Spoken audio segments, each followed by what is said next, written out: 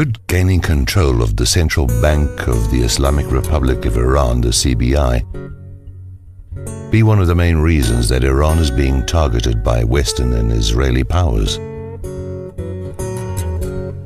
As tensions are building up for an unthinkable war with Iran, it is worth exploring Iran's banking system compared to its United States, British and Israeli counterparts. Some researchers are pointing out that Iran is one of the only 3 countries left in the world whose central bank is not under Rothschild control. Before 9/11, there were reportedly 7: Afghanistan, Iraq, Sudan, Libya, Cuba, North Korea, and Iran.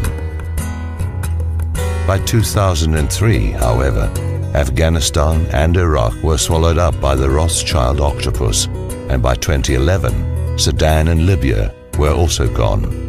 In Libya, a Rothschild bank was established in Benghazi, while the country was still at war.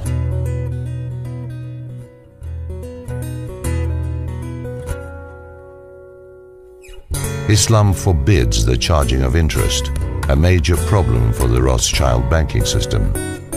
Until a few hundred years ago, charging interest was also forbidden in the Christian world and was even punishable by death. It was considered exploitation and enslavement.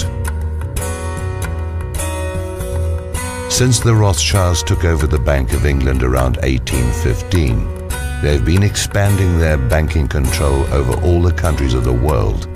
Their method has been to get a country's corrupt politicians to accept massive loans, which they can never repay, and thus go into debt to the Rothschilds' banking powers. If a leader refuses to accept the loan, he is oftentimes either ousted or assassinated, and if that fails, invasions can follow, and a Rothschild usury-based bank is established. The Rothschilds exert powerful pressure over the world's major news agencies. By repetition, the masses are duped into believing horror stories about evil villains. The Rothschilds control the Bank of England, the Federal Reserve, the European Central Bank, the IMF, the World Bank, and the Bank of International Settlements. Also, they own most of the gold in the world, as well as the London Gold Exchange, which sets the price of gold every day. It is said the family owns over half the wealth of the planet, estimated by Credit Suisse to be $231 trillion, and is controlled by Evelyn Rothschild, the current head of the family. Objective researchers contend that Iran is not being demonized because they are a nuclear threat, just as the Taliban, Iraq's Saddam Hussein, and Libya's Muammar Gaddafi were not a threat.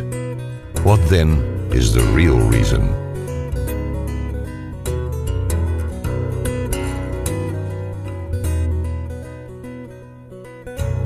Is it the trillions to be made in oil profits? Or the trillions in war profits? Is it to bankrupt the US economy? Or is it to start World War III?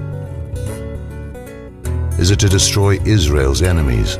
Or to destroy the Iranian central bank so that no one is left to defy Rothschild's money racket?